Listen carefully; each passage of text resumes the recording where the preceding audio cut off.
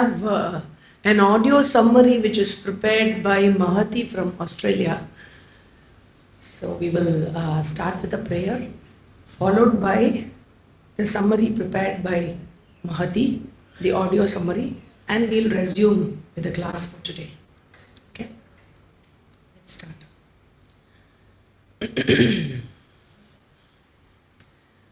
Om Sadashivasamarambam Shankaracharyamadhyamam Asmadacharyaparyantam Vande Guruparamparam. Om Hari Om, Shri Gurupyo Namaha. In class 4 of the Introduction to Vedanta series, Acharyaji commenced with a recap of the previous class, where we saw that there are 4 Purusharthas, the goals which are sought after by all humans. It's not audible?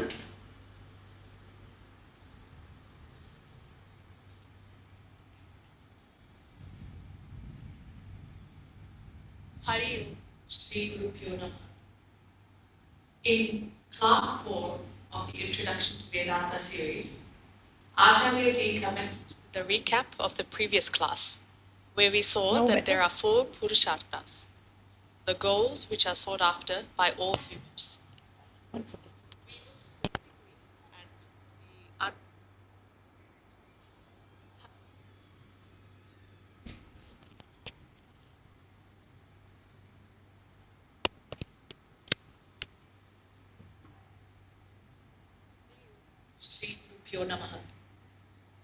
In class 4 of the Introduction to Vedanta series, Acharyaji commenced with a recap of the previous class, where we saw that there are 4 Purusharthas, the goals which are sought after by all humans. We looked specifically at the Artha and Kama Purusharthas. Artha Purushartha being those goals which are sought for security, and the Kama Purushartha being all the goals which are sought for enjoyment. We saw that these both are variable. They vary from person to person, and also they vary from time to time for the same person. So Artha Kama Purusharthas often arise from dissatisfaction with oneself, and therefore we seek satisfaction from the external world to try to feel more complete and make up for this feeling of self-inadequacy. In this class, we were then introduced to the third very significant Purushartha, Dharma, which is the set of ethical standards laid out by the Vedic tradition alone. Here, Acharyaji emphasized that ends do not justify the means. The means of achieving our goals are as important as achieving the goals. Humans have the power of discrimination and choice, which should be governed by our ethics. We also saw that Dharma Purushartha differs from Artha Kama Purushartha because unlike the other two, Dharma Purushartha is non-variable. For example, ahimsa, non-violence, is applicable to all of us today as much as it was applicable in any point historically, and it will continue to be applicable in future indefinitely. Therefore, Dharma is non-variable. It's a common pursuit for all humans at all points in time. In some way, Dharma is not something that needs to be taught. It is a common sense ethics of do's and don'ts. Or put simply, the idea that one must act and speak such that you treat other beings the way you would like to be treated. These ethical standards are only prescribed for human beings, as we are the ones that are bestowed with the faculty of discrimination and have the power of choice. Therefore, we also have the freedom to abuse this choice. So, when one ignores these ethical standards, they don't fulfill their role as a human being anymore, and they are as much as an animal without their power of discrimination between what is ethical and what is unethical. This is exactly the reason why we have laws in society to prevent abuse of freedom of choice, which could cause harm to society. But then why is it that Hindu Dharma prescribes these ethical standards when we already have man-made laws in place in society? It's because, as we know, people can be clever enough sometimes to abuse their freedom of choice without transgressing the laws. And it is at this point that Dharma enters the picture. It says you may deceive those around you, you may escape your man-made laws of society, but you cannot get away from the results of your actions. These are laid out in the Vedas, which point out that there are results for the positive and negative actions which one performs, known as punya, the subtle result of our good actions, and papa, the subtle results of our bad actions. And this punya and papa manifests in the form of favorable and unfavorable situations in one's life. There is a Sanskrit Supashita which says, Artha grihe nivartante smashane mitra bhagavaha sukrutam dushkrutam cheva gacchantam anugacchati. When a person dies, he leaves behind his wealth. His friends and relations only come up to the cremation ground. And it is only one's punya and papa which follow him even beyond death. And this is why one wants to acquire more punya, and dharma becomes a purushartha, a goal which people seek. Acharyaji mentioned that if we look closely, we find that most people are pursuing only these three purusharthas. And we also find that these three human goals have some innate limitations known as doshas. The first limitation is that along with the pleasure, they also give pain. And Shastra says that if you want to enjoy the sukha or the pleasure, you have to embrace it along with the dukkha. The second limitation is dissatisfaction. Just as no amount of ghee poured into a fire can satisfy it, trying endlessly to accomplish these goals is just like that, and it will only increase discontentment. And the third limitation is dependence. Because of the dissatisfaction, we keep running after the next thing which would give us happiness. And in this way, we develop a bondage or dependence on these external goals. It is when we become aware that there are defects in these three purusharthas, that is when we start seeking the fourth and final purushartha, moksha. We will seek to deepen our understanding on moksha under the guidance of Acharyaji in the next class. Hari Om.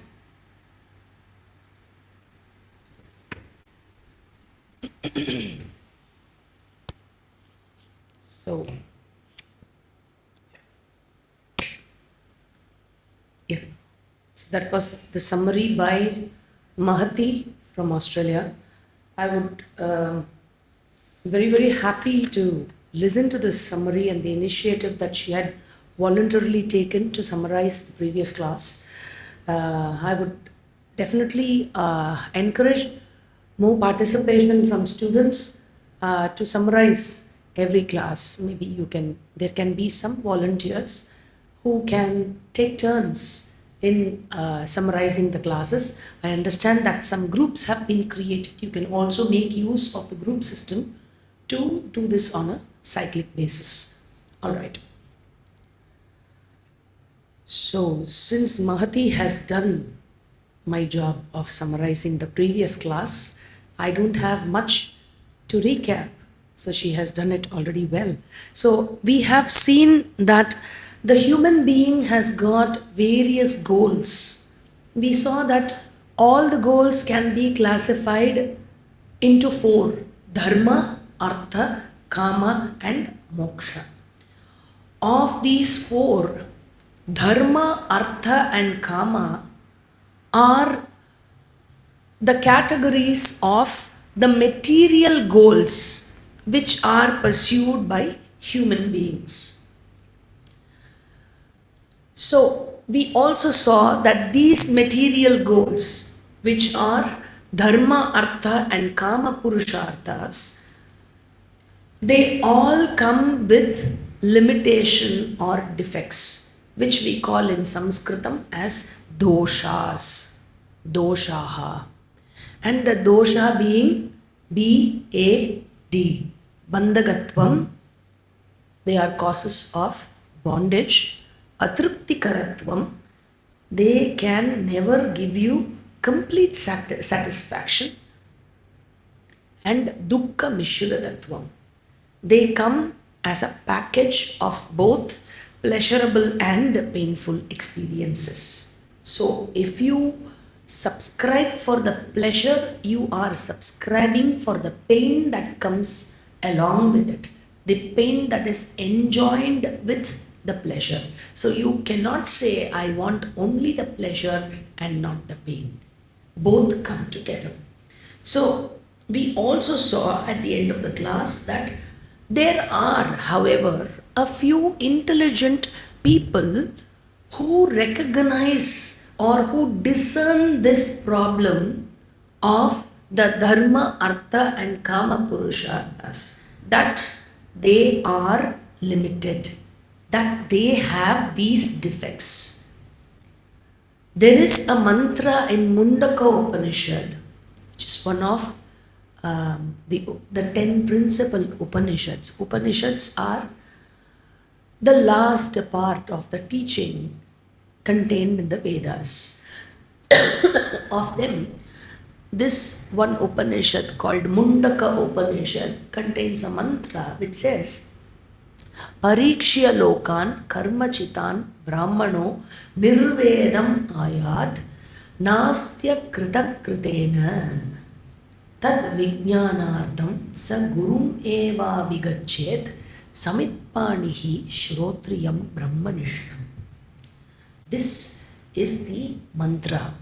Now here the Upanishad says, Parikshya lokan karmachitan. Karmachitan lokan parikshya. Where one examines the loka, the world that he is given to experience, which is a result of his own karma pala.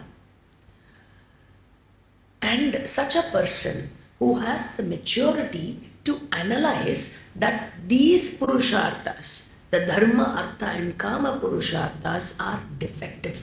They are limited. They don't give me that which is full and complete. They make me go behind them again and again. And I don't get complete fulfillment out of the dharma, artha and kama purusharthas. That they are anitya vastus, meaning impermanent. And they don't give me that which is permanent.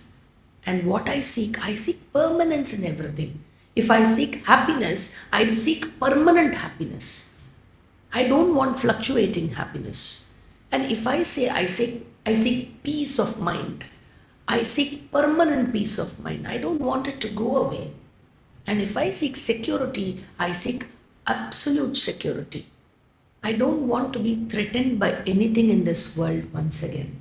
So these are the defects that we see in the dharma, artha, kama, purushartha. And this intelligent human being, Upanishad calls him Brahmanaha. Upanishad says that person is a Brahmana. Who is a Brahmana? That intelligent person. It is not by caste, it is not by birth, it is not by jati. It is that intelligent person who has the ability to discriminate between what is permanent and what is impermanent in life. This person who is able to discern that all the material goals have doshas. They come with pain and they don't give me what I exactly want. They give me maybe temporarily. They give me some happiness temporarily, but they go away. They are fleeting in nature. And what I seek is something that is permanent, which this world is not able to give. This the person discerns, and such a person looks for that which is permanent and goes to a guru to learn to gain the knowledge of that which is permanent, that which gives him permanent peace of mind. So, seeking the permanent, the defect-free goal, and that which frees him from all the struggles of acquiring or becoming. Such a person goes in search of freedom. Freedom from what? Freedom from all types of dependence on external factors. This is called moksha. Moksha. Bhagavan Krishna in Gita, he says, Atmanyeva Atmana Tushtaha. He says, discover the happiness in yourself. Happiness is not from outside. Discover that it is from yourself. You know, it becomes very strange when I am a beginner of the Shastra. When I start studying the Shastra, I am used to looking for happiness from the world outside. And I come to Shastra, I see that it is not happening. It is not working out for me. And I had enough punya to come and have interest in Shastra and to listen to the Shastra. And Shastra says, happiness is not outside, happiness is with you. Peace of mind is not outside, peace of mind is with you. Alright? That itself, makes me pause and think for a while. And then Shastra makes the next statement, which is, which seems like unacceptable for me. It says, it is not that you are the source of, it is not only that you are the source of peace, happiness, or security that you seek. In fact, you are the only source of that. Which means there is no drop of happiness, peace, or security in the world outside. This is what Shastra says. So, how do I understand this? How do I take this? That is how the entire teaching of Shastra is unfolding. So, what will happen if I get the security, peace and happiness, which is nitya vastu, okay, which is not fleeting? What happens if I get moksha? Will I not bother about dharmartha kama again? There is this big question. If you don't have, at least the people in your house will have. Now, if you're going to go behind Shastra and Acharyaji and studies and you start writing notes, and early morning, every Sunday morning, you sit staring at the computer and you keep writing something. And people might wonder, what will happen to you? Will you lead a proper life or you will go to sannyasa? Oh, all these doubts will come for them. So, the idea is, this makes me free. Free being, it is not that I am going to quit, enjoying the worldly life. No, it is not so. But let those things come, let them not come. Let those desirable things, people or situation come, let them go away. Let them arrive, let them depart. The arrival and departure, both the arrival is also fine, departure is also fine. It is not going to affect me. If they arrive, I am going to have a good time with them. I am definitely going to enjoy. I am not going to turn my face away from them. And if they depart, I am not going to fall apart. Okay, so this leads me to that peace of mind, that discovery of the freedom which is the nature of my self. That is called moksha. We will anyway be seeing more about this as we get into the studies further. So this moksha is called as the highest pursuit, Parama Purushartha, because There is no further pursuit to be fulfilled beyond moksha. There is nothing more to be achieved, gaining which everything is said to be gained. Upanishad, Taittiriya Upanishad says, Brahmavid apnoti param. As good as gaining everything. One who gains Brahman gains the supreme, gains the infinite. So all the finite goals are included in this infinity. So dharma, artha, kama, purushartha keeps me in a permanent struggle cycle. Whereas moksha purushartha puts an end to all my struggles. In fact, you know what? It is not that I have to seek moksha separately. No, all along I have never thought of moksha. I have never sought moksha. So now I have to start seeking moksha. It is not so. In fact, because moksha is your very nature, you have always been wanting to be yourself. You don't, because Shastra says your nature is not limitation. Your nature is happiness, ananda. Your nature is infinite. Your nature being so, you have, your nature is security, absolutely secure. So your nature being so, through whichever purushartha, whichever goal I have sought in my life, I have only been seeking freedom. How? By acquiring security, I have sought freedom from insecurity. By seeking happiness, I have sought freedom from sorrow. By seeking more and more of things, I have sought freedom from limitation. Right? So, whatever I seek in this world, even through the material goals, in fact, what I have been seeking is moksha only. But I did not know that I am seeking moksha. Dharma, artha, kama, purushartha, the Upanishads call that as prayas. Prayas.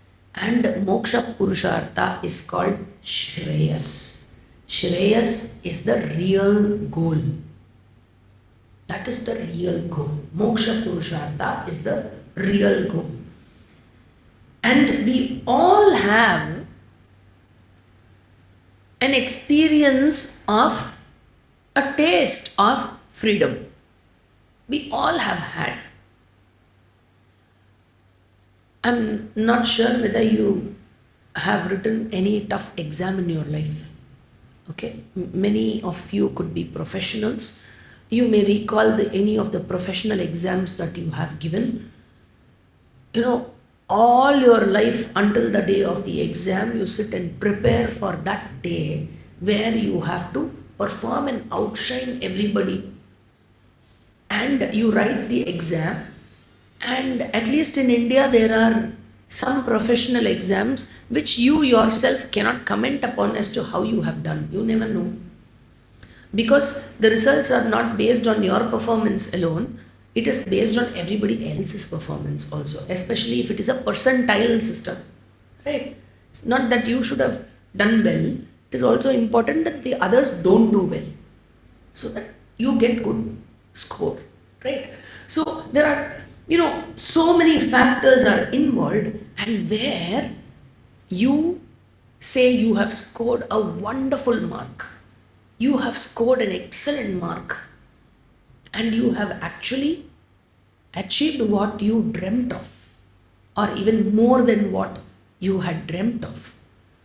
What is that moment that you experience? That moment of freedom. All the struggles you had to go through, that moment you are free from them. the anxiety that you had as to what is going to happen, what is going to happen, what is going to happen, or what if it doesn't get through, all you are freed from all of them the moment the result comes.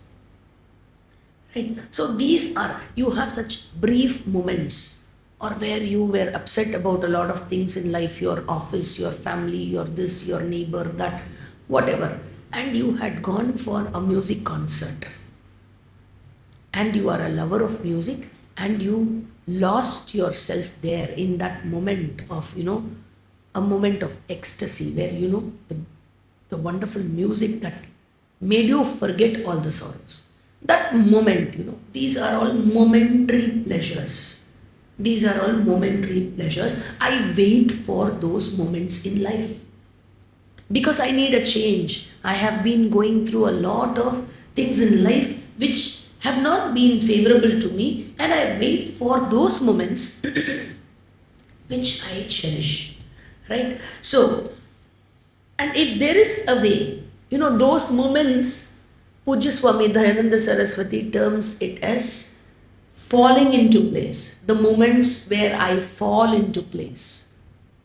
Those are the moments where I am myself. Right? I feel full, complete. No more wants. So those moments, if there is a way I fall into place, if there can be a way I can fall into place without requiring any further change to happen. I don't need to become something. I don't need to acquire something. I don't need to go anywhere, get anything. Without all that, if I can fall into place, if there is a way, if you ask, is there is a way, then Shastra says, yes, there is a way. Because you are already that which you are seeking, and you just need to know that. And the question now that remains is, how can that freedom be gained by me? How can that freedom be gained? Where one sees the defects of dharma, artha, kama, purushartha, such a person, such a mind becomes the qualified student for learning or listening to the teachings of Shastra. He becomes the adhikari, the qualified student or the candidate for studying Shastra, Vedanta Shastra. Now, before we get into the teachings of Shastram, we first need to understand what Shastram is. Right? So that is what we are going to see as the second part of today's class. So we saw what moksha is, and we are now going to see what Shastram is. Shastram means, or Shastram refers to, our scriptural literature, which is very, very vast, voluminous, and therefore we will see a bird's view, an overview of our scriptural literature, which is entirely available in Sanskritam today. Our scriptural literature, which is called Shastram. Now this word Shastram, we can split it as Shas and Tra. Shastra. Shas and Tra. Shas, this word Shas, has got two meanings. The first meaning is to command, and the second meaning is to teach. So to command in the initial stages, and then to teach in the later stage. And by way of this commanding and teaching, it saves a person, it protects a person from all human problems. So since it teaches and commands, by way of commanding and then teaching, and saving the person from all human problems, it is called Shastram. Shasanat Trayate. Shasanat Trayate. Shasanat means to give a command and to teach, and by way of that Trayate, it protects. Therefore, it is called Shastram. And Shankaracharya compares Shastram to a mother who commands or who instructs or even who goes to the extent of threatening her child to discipline the child. Okay, if the mother is going to tell, after playing, if you're going to come and eat something, wash your hands before you eat, because you were playing outside, right? So you need to wash your hands. The child doesn't understand microbes, bacteria or infection. It's a small child. So he is very playful, he or she is very playful. So what happens? The mother commands, do what I say. Okay? Because the child is not so mature to understand the reason why the mother is telling that it is for the good of my own self. And then the mother starts threatening. If you are not going to wash your hand, I'm not going to give you the food that you like. Okay? So these things are done by the mother because the mind of the child is at a grosser level. Similarly, where the mind of the seeker is gross, Shastra issues or uses the language of commandment. And where the seeker's mind is matured, it uses teaching to communicate. So since our entire scriptural literature does this job, the entire scriptural literature is called Shastra. And our scriptural literature can be presented as a literature of 6 layers, as something which is 6 layered. Okay? The first layer, the basic layer, the foundation layer is or are the Vedas. Vedas are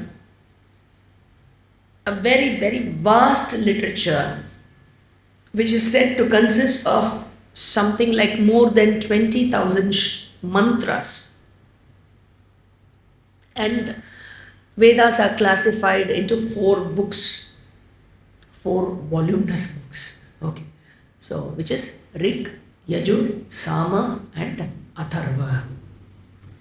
On what basis this classification is done? It is based on the mantra type that this classification is done. Rig mantras consist of metrical or poetic composition. It's also called a Padya Rupa mantra. So they are poetic or metrical compositions. Yajur mantras consist of prose compositions. Gadya Rupa mantra. And Sama Veda consists of mantras which are set to musical tune. Geeti Rupa mantraha. They are set to musical tune. That's why you talk of Rig Parayanam, Yajurveda Parayanam. But when it comes to Sama Vedam, you don't say Parayanam, you say Samaganam. And it is said that the Indian classical form of musics are derived from the swaras in Samaveda. And the 4th one is Atharva or Atharvana Veda. Mostly this Veda is given out by 2 well-known rishis called the Atharva Rishi and the Angirasa Rishi. That's why this Veda is also called Atharvangirasa Veda. So we saw that Vedas consist of more than 20,000 verses, and these verses are called mantras. because it is available for inquiry, analysis and assimilation. That's why they are called mantras. Mantra meaning mananat trayate iti mantraha. Mananat trayate iti mantraha. Mananat meaning analysis. And by doing analysis, trayate, the same meaning, they protect us. In fact, in our tradition, it is said that even mere repetition of the mantra, chanting and repeatedly chanting a mantra, is capable of helping a person, giving the benefit to the person. Okay, when we say Veda, what is Veda?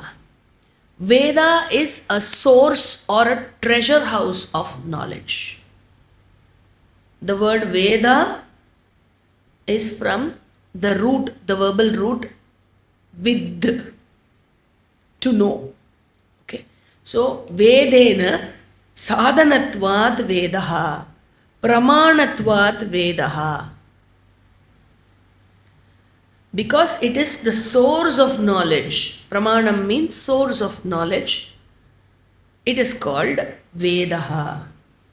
Now, who are the author or who is the author of these Vedas?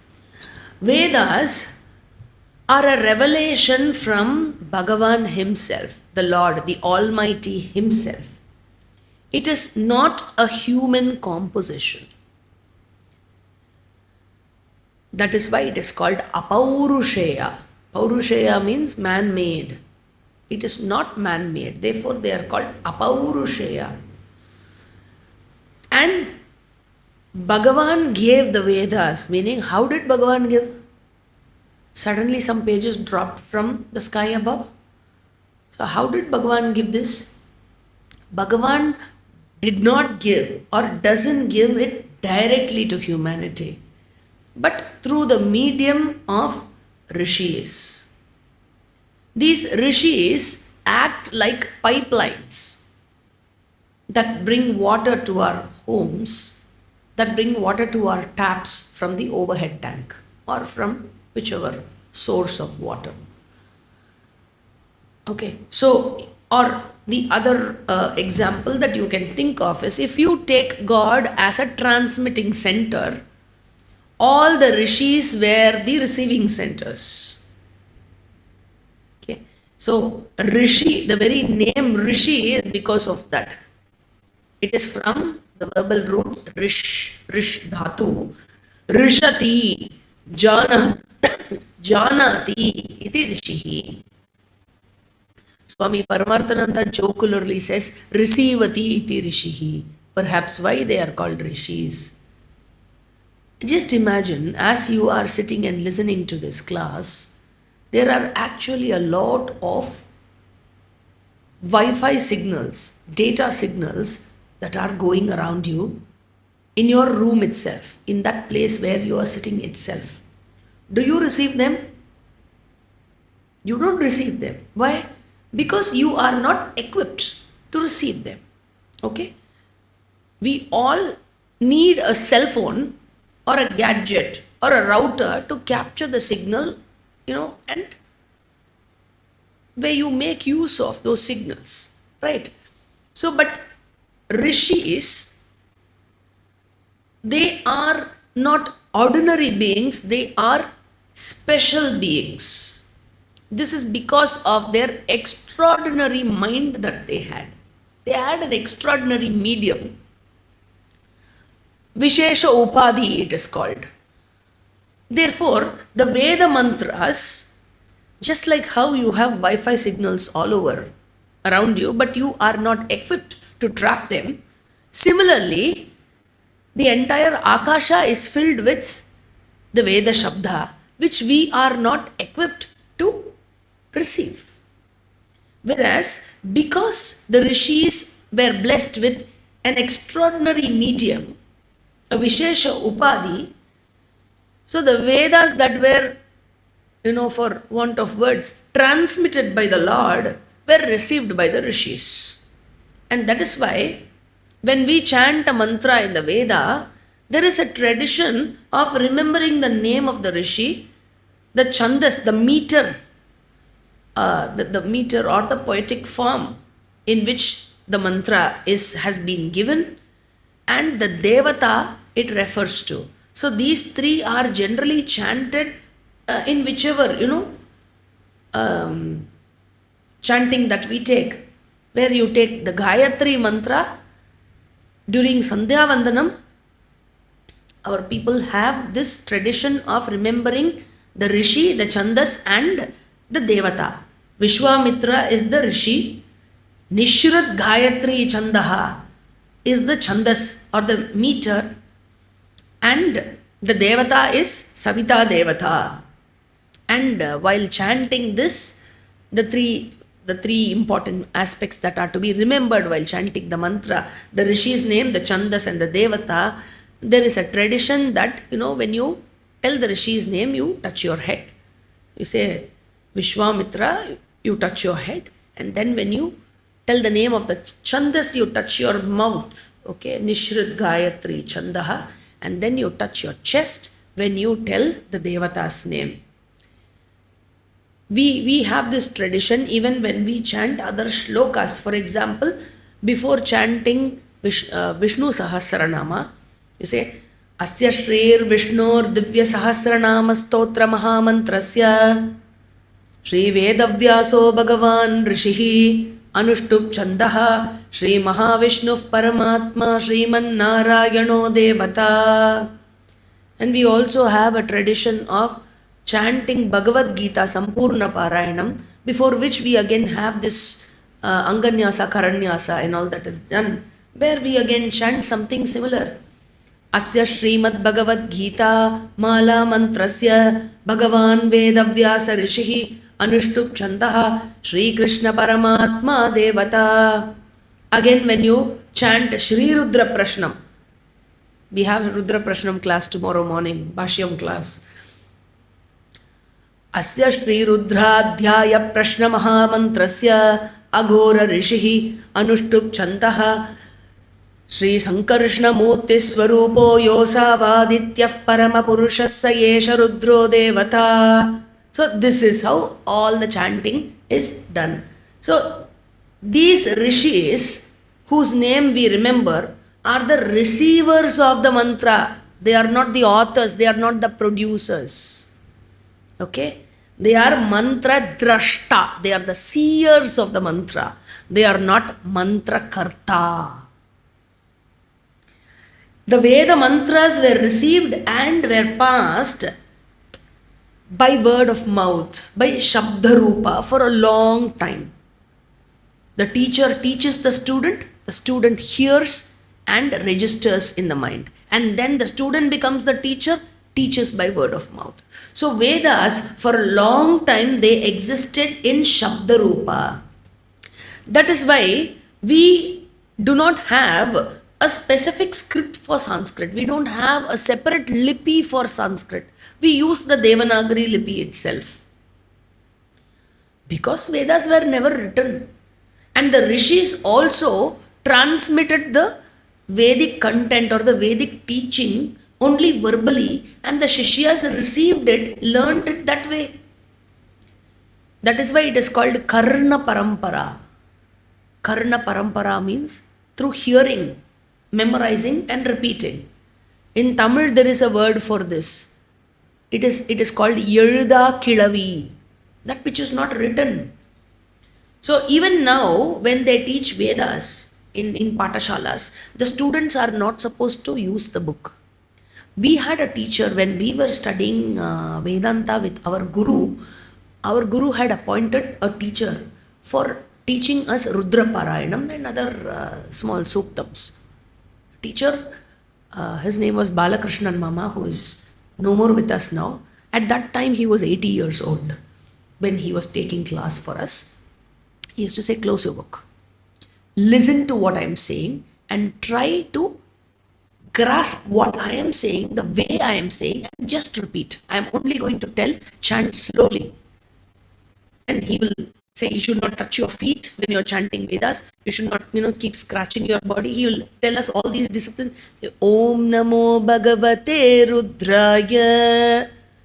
Just by hearing this, Om Namaste Rudramanyava Utota Isha Ve Namaha. He used to exaggerate the swaras a bit so that we understand how the up and the high and low happens in the swaras. So all these things are taught by way of by verbally only. So the students just listen, they memorize, and they again teach. And that is why Vedas are called Shrutihi. Shruti means through the Shrotraya Indriya, by way of hearing. Guru Sakashat Shruyate. With the help of the Guru, the student hears. That is why it is called Shruti. Guru Upadeshena Shruyate. Therefore, the Veda mantras are called Shruti because it is not born of any human intellect. It is called Apaurusheya Pramanam. Pramanam means source of knowledge. Apaurusheya means it is not man-made. These Vedas are the foremost primary scriptural literature of Sanatana Dharma. If somebody is going to ask you, what is your holy book? What is your holy book? Don't keep, speculating whether it is Manusmriti or Bhagavad Gita or this or that. What is your holy book? Veda. Because everything else, all scriptural literatures are based on this Vedic foundation only. That is why, therefore, our culture is Vedic culture. Vedic culture, that is why it is called Vaidika Sampradaya. And we who are the followers of this culture are, no matter to which kula, caste, community, nationality, creed, language we belong to, we are all called Vaidikas, followers of the Vedic tradition. Okay, that is the first layer, Vedas. We said 6 layers, right? Okay. So second layer is Sutra. Sutra. Sutra means aphorism. An aphorism.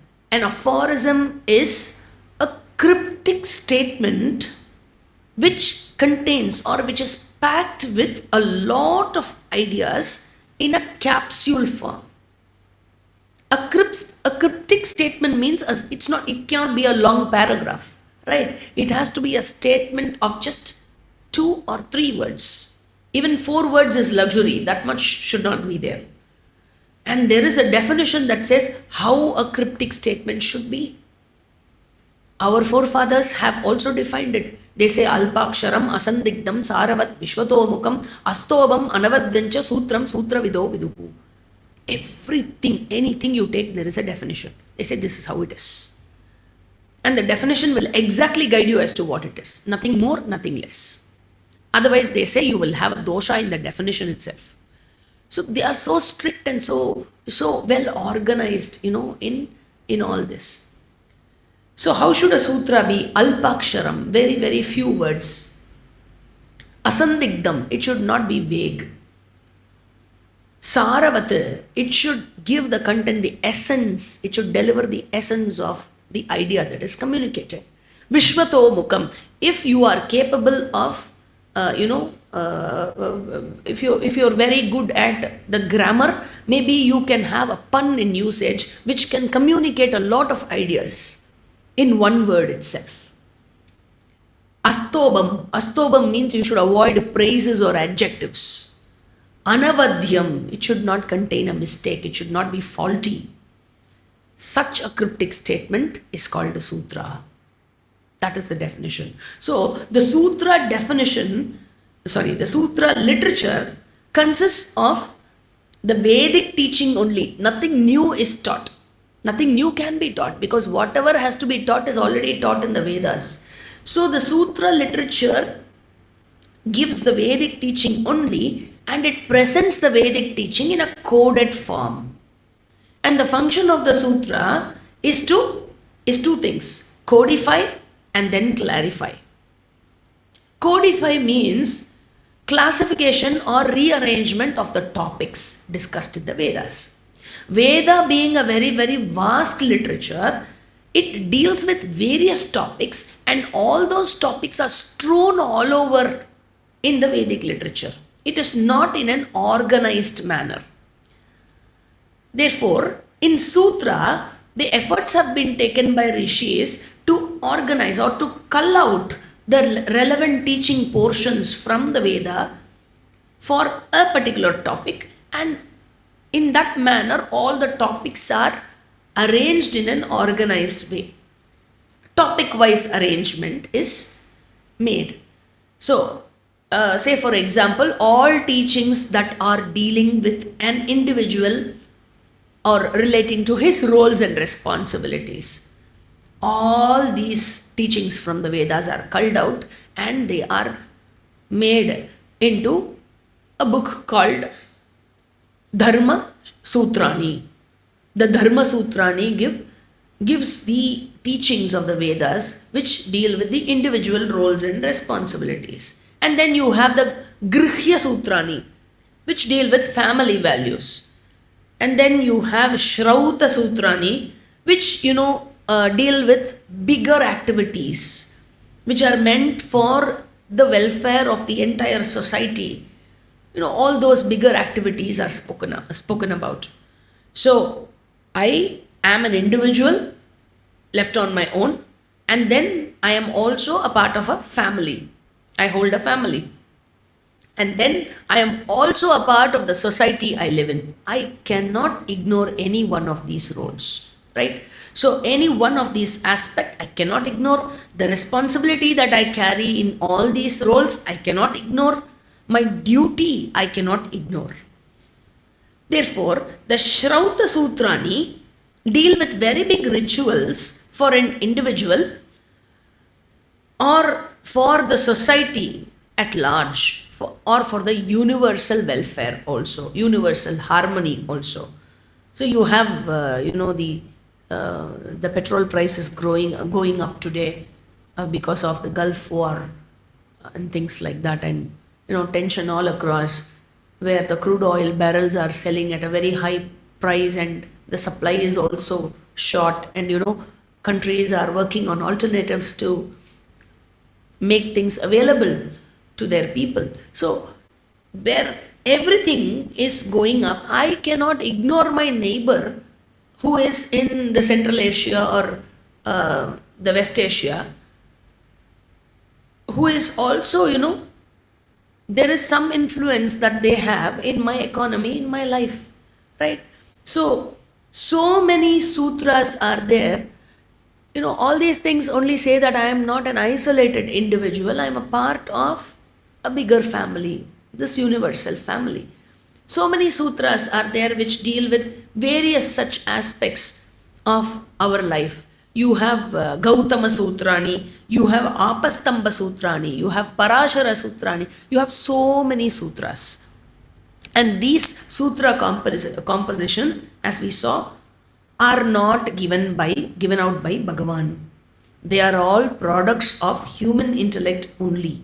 Therefore, they are all Paurusheya Shastram only, man-made only. What is the difference between Veda and Sutra? In Sutra, the words belong to, or the words or the presentation style belongs to an author, a human or a rishi or whatever, whereas the content belongs to the Vedas. There is no personal content of the rishi that is brought in. Okay? And in addition, the sutras have a dual function. One is codification and two, clarification. These two functions are done by the sutra. So where there are vague statements in the Vedas, where there are seemingly contradictory statements in the Vedas, all these are clarified in the sutra. Thus both codification is done, and in fact one of the meanings of the sutra is, sutra means thread, a thread that connects various, say, flowers. Similarly, this sutra connects various topics in the Vedas. Veda Vakya Kusuma Gratanartatvat Sutram. Just like how loose flowers lie, different kind of rose and lily and chrysanthemum or jasmine, or loose flowers are lying. Just the same way, you have lot of topics in the Vedas which are strewn all over, and you classify everything, all the rose separately, all the lily separately, the jasmine separately. So you classify them and then thread them, present them as a beautiful garland. So that is Sutra Grantham, which is the second level. The third level is Smriti. Smriti means, as the name goes, it is a remembered wisdom. Smriti is a remembered wisdom. Rishis have studied the Vedas. The Rishis who have studied the Vedas and the Sutras gather all the wisdom that is presented in the Vedas and in the Sutras, and they present those teachings in an elaborate form. Remember that Sutra is a cryptic form. Veda is the source. Sutra is a cryptic presentation, whereas Smriti is a slightly elaborate presentation, generally given as verses, poetic verses, which are called shlokas. Okay. So Smriti also functions in the same way as Sutras, codification and clarification. And you have many Smritis. You have Manu Smriti, you have Yajnavalkya Smriti, you have Parashara Smriti. So each deal with different aspects, and there are different topics which are beautifully arranged. In fact, they talk of cosmology, evolution, and duties of human beings, the goals of human life. What is the duty of a student? What is the duty of a householder? What is the duty of a ruler? What is the duty of a citizen? What is the duty of a man? What is the duty of a woman? All these things are beautifully presented. So a sutra means a brief or a cryptic presentation which can have some amount of vagueness, which is clarified in Smriti, which is a little more elaborate. The presentation is more elaborate. So in Sutra, the ideas are implicit, whereas in Smriti, the ideas are made explicit. The hidden ideas are brought to light. So Smritis are also equally a very vast literature. And alright, the presentation in Smriti, there are prose form of presentation. So you have literatures where the presentation is in prose form, and where the form is in prose. For example, in the Vedas, you have the mantras which are in prose form. Where the form is prose, swaras are used. You have upper swara, lower swara, and things like that. Swaras are used which enable the person to chant the mantras or those verses. Do you have any literature in English which is in prose, which is chantable? Are you aware of anything? But we have our Vedic literature which is chantable. Again, cryptic form or verse form, the Smriti, shloka form, is all done for the purpose of memorization. So, Veda Parayanam is chanted even today. If you call the Prohitas and arrange for a Veda Parayanam in the place of your residence, they all come without even a single book. And they chant without looking at the book. It all indicates that the entire Veda can be memorized, and that is how the system was designed.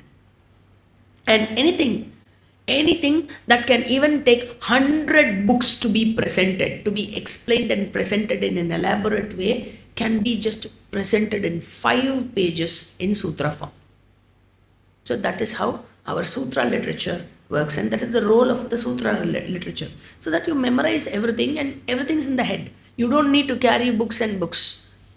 And all our rishis, you don't need any server or hard drive those days. All our rishis were servers and hard drives of extraordinary terabyte capacity, right? So our philosophy itself, for want of word, I use philosophy, though I don't approve of that word, So our teachings, our Vedic teachings, have been composed and presented in cryptic form, in poetic form. You take the entire Bhagavad Gita, it is the teaching of the Veda, and it can be chanted completely.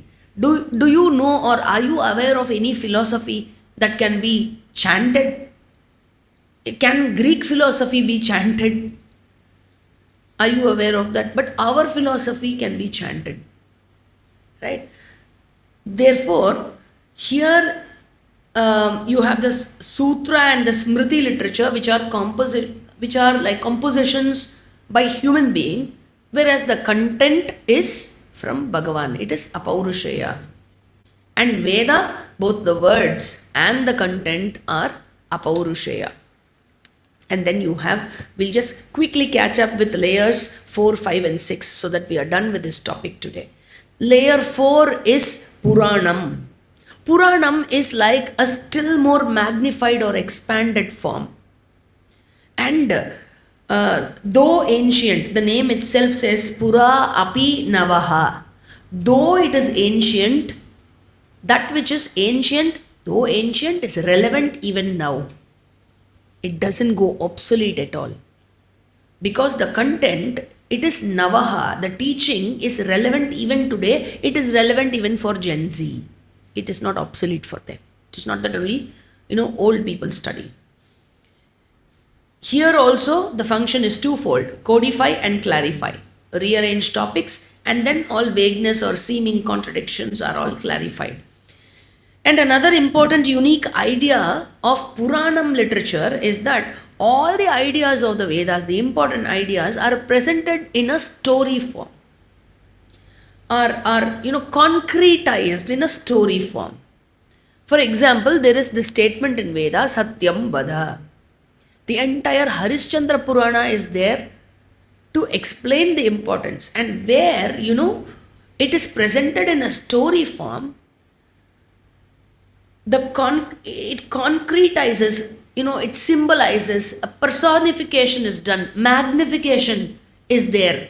And when all these are done in Purana, all these are done so that it creates an impact in the mind, and the impact is really intense rather than merely chanting Satyam Vada. Studying and understanding the Purana creates a much more intense impact. And just the chant Pitrudevo Bhava, the story of Rama, how he was ready to do anything for Pitruvakya Paripalanam, the story of Nachiketas, all these are there to concretize the communication of the Veda. And most of the Puranas are written by Bhagavan Vedavyasa. We have 18 Puranas, main Puranas, and we have 18 Upapuranas, and consisting of lakhs of verses, thousands and lakhs of verses. This is the fourth layer. The fifth layer is Itihasa. Itihasa. Itihasa literally means a history-based literature. Iti-ha-asa. The name says iti, in this way, in this manner. Ha, meaning definitely, doubtlessly, indeed. Asa, it occurred, it took place, or it happened. So these are based on real happenings in the history. Both Purana and Itihasa are based on actual events. And we have two Itihasas, Ramayana and Mahabharata. Ramayana consists of 24,000 shlokas originally authored by Valmiki Rishi, and Mahabharata consists of about 1 lakh shlokas authored by Bhagavan Vedavyasa. And as the name says, Ramayanam, Ramasya Ayanam, that is Margaha, Jivita Ritihi, the way he lived. He role modeled, we can say. for the ideal human being, for all of us to be ideal human beings. The Vedic way of life one should lead as a human being. So he came and he lived as a human being. This is the basic, foundation of Ramayana. And without understanding this, if you are going to raise questions based on the events, asking how can God allow his wife to be kidnapped? So is your God not powerful and all those things? It means you have not understood Ramayana at all. The basis of Ramayana at all. Okay. And Mahabharata is, as the name suggests, is a story of Bharata Vamsha. The Vedic teachings are presented in a story form. And the story is a real history, that which really happened. So through history, by presenting history, though the history is presented, the idea is not to present the historic facts. That is not the primary purpose of this literature. History is taken as a support or is made use of to present the Vedic teaching. Therefore, one's focus should be on the teaching and not on validating or proving the parts of the stories that is there in the literature. That is not the main primary purpose of the literature itself. Alright, that is level 5, Itihasa. Level 6 and the final level, Bhashyam. Bhashyam means here we will take it to mean all the commentaries written in Sanskritam for all of the above literatures. Okay, for all the levels, layers 1 to 5. Veda, Sutra, Smriti, Purana, Itihasa. Okay, so many commentaries have been written by many authors, and not only that, commentaries have been commented by sub-commentators, and those sub-commentaries have sub-commentaries. Like this, you have about 5-6 layer or even more commentaries. You know what? So much of literature has been presented only for one purpose, to classify and to clarify. So these commentaries are required because our scriptural literature should be unlocked in an appropriate manner. Without knowing how to unlock the teaching or how to extract the teaching, you will only have a problem with our literature. You will form a negative opinion. You will have a problem of wrong understanding.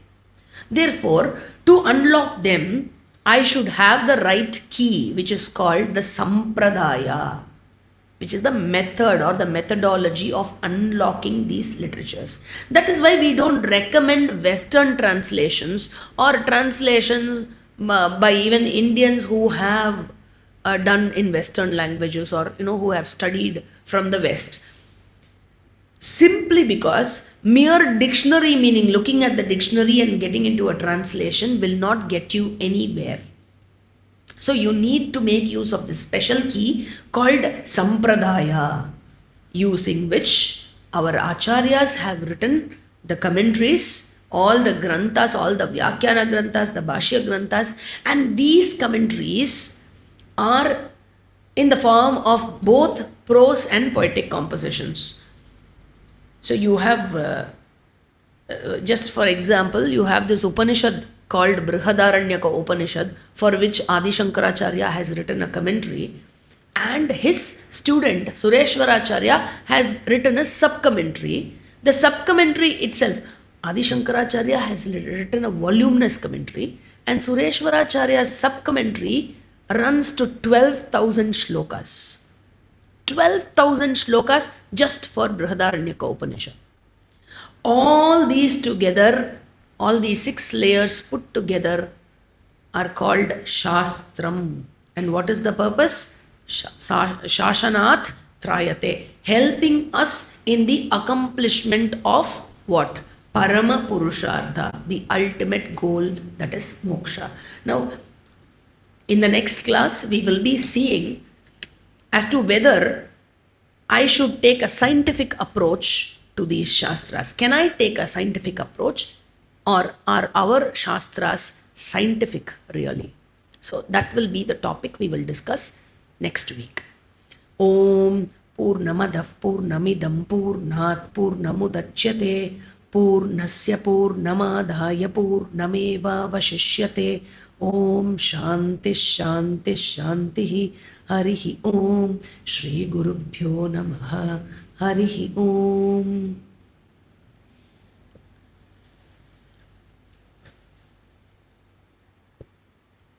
We'll meet next